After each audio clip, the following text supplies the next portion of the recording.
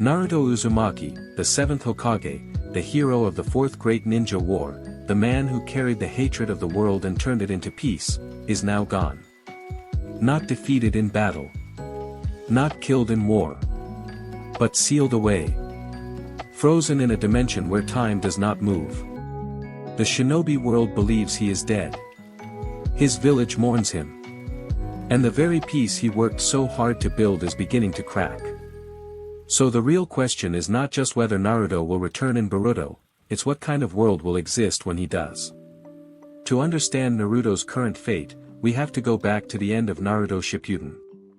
After defeating Kaguya and ending the Fourth Great Ninja War, Naruto finally achieved his lifelong dream.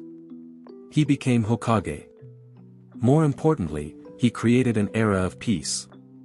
The 5 great nations were united. Children grew up without experiencing war. Technology advanced. The ninja world modernized. For the first time in history, peace felt stable. But in the Naruto universe, peace has always been temporary. The first major crack in that peace came with the arrival of Momoshiki Otsutsuki. Unlike previous enemies, Momoshiki was not a shinobi bound by human rules. He was part of an ancient celestial clan that viewed planets as resources to harvest. When he attacked during the Chunin exams, Naruto and Sasuke fought together at full strength, reminding everyone why they were legends. They defeated him. But that victory came with a hidden consequence. Before dying, Momoshiki placed a karma seal on Boruto. The karma seal was not just a mark of power. It was a resurrection mechanism. Boruto unknowingly became a vessel for Momoshiki's eventual return. Naruto, who had once been feared for containing Kurama, now had to watch his own son carry something even more dangerous. The difference was that Kurama was a tailed beast with emotions and the capacity to change. Momoshiki was cold, calculating, and willing to erase Boruto's existence entirely. Around this same time, Kawaki entered Naruto's life. Kawaki was a broken child, abused by his biological father and turned into a vessel for Ishiki Otsutsuki by the organization Kara. When Naruto met him, he did not see a weapon. He saw a child who needed saving. Naruto brought Kawaki into his home, fed him, protected him, and treated him like family. For Naruto, this was natural. He had once been the lonely child no one cared about. He refused to let Kawaki experience that same emptiness. Then Ishiki Otsutsuki emerged, and everything changed. Ishiki was on another level. Even Naruto and Sasuke together struggled against him. In order to win, Naruto used Baryon mode, a transformation that burned through his and Kurama's chakra like nuclear fusion. The power was overwhelming. For a brief moment, Naruto stood above even an Otsutsuki god.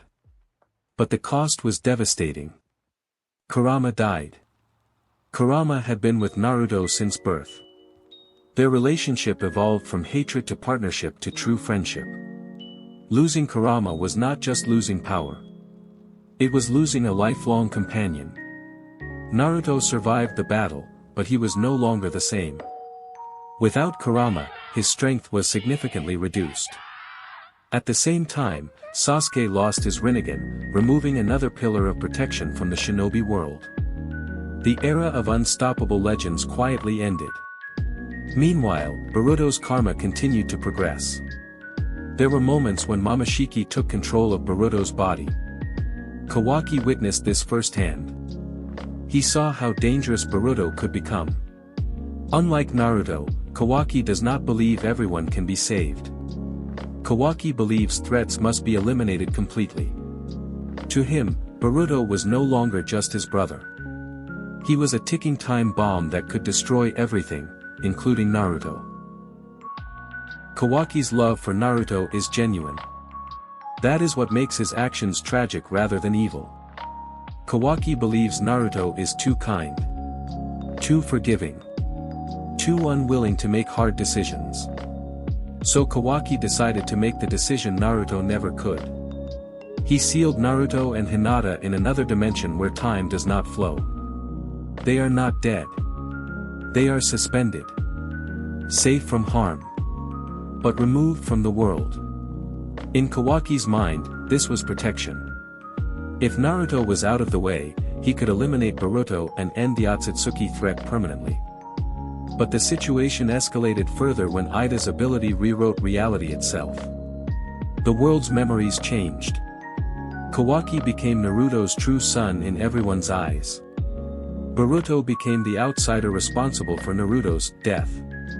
The entire village turned against Boruto.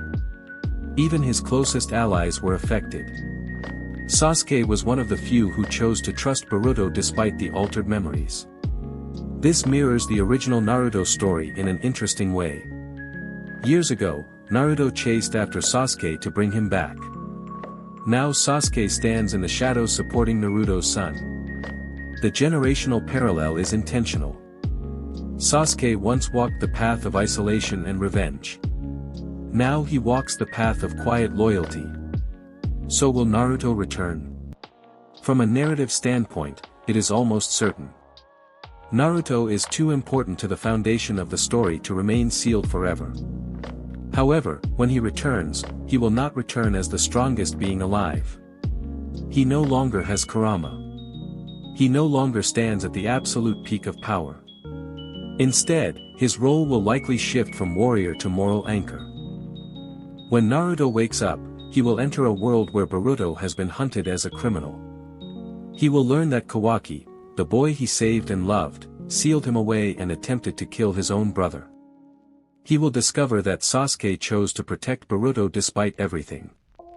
The emotional weight of that realization could be heavier than any battle. Naruto's true strength has never been raw power. It has always been his ability to change people. He changed Gaara. He changed Nagato. He changed Obito. Now the person who needs changing most is Kawaki. Kawaki represents a twisted extension of Naruto's own ideology: protect the ones you love at any cost.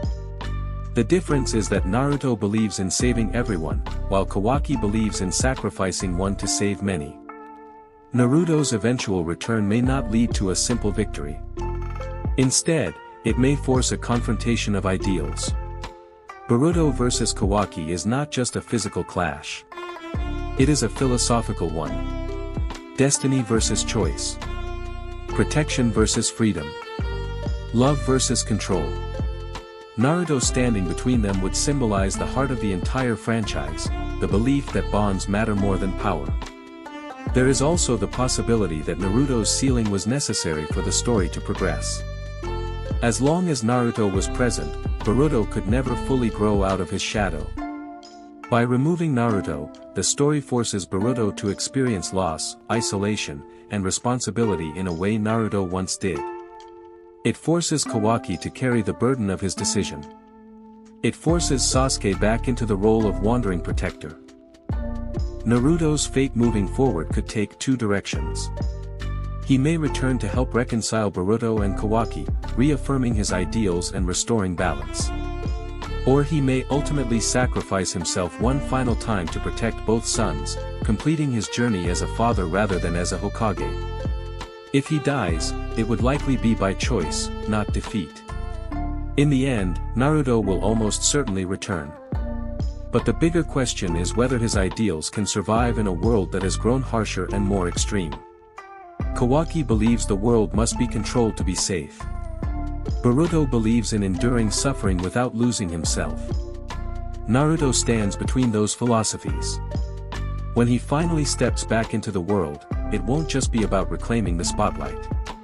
It will be about facing the consequences of the peace he built. It will be about guiding two sons walking opposite paths. And it will determine whether the will of fire still burns as brightly as it once did, or whether the next generation will reshape the ninja world into something entirely different. And that's why Naruto's fate in Boruto hits even harder. He's not coming back anytime soon. In fact, everything points to Naruto staying sealed until the very end. His absence isn't a pause, it's the point. Boruto has to grow without him. Kawaki has to carry the weight of his decision. And the world has to move forward without its greatest hero. When Naruto finally returns, it won't just be a hype moment. It'll be the conclusion. The moment where everything, Boruto, Kawaki, the rewritten reality, the broken bonds, comes face to face with the man who started it all. If you enjoyed this discussion, like the video, drop your thoughts below, and subscribe for more deep anime breakdowns. I'll see you in the next one.